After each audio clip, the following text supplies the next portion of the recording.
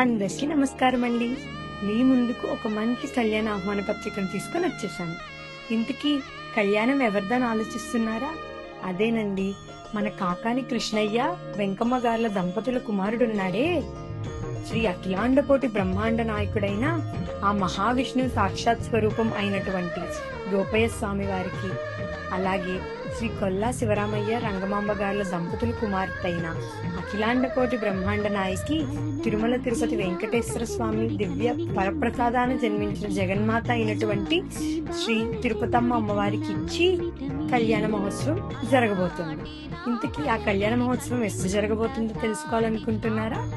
అయితే అది ఫిబ్రవరి 1, 2026 రాత్రి 9:05 పుష్యమి నక్షత్రయుక్త కన్యా లగ్న పుష్కరాంశమునందు ఈ కళ్యాణ మహోత్సవం జరగబోతోంది. ఈ కళ్యాణం శ్రీ తిరుపతమ్మ అమ్మవారి దేవస్థాన ప్రాంగణం, పెనుగంచిప్రోలు, ఎన్టీఆర్ జిల్లాలో జరగబోతోంది.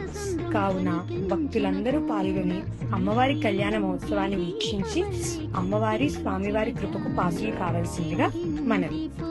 సర్వే జన సుఖినోభవంతు.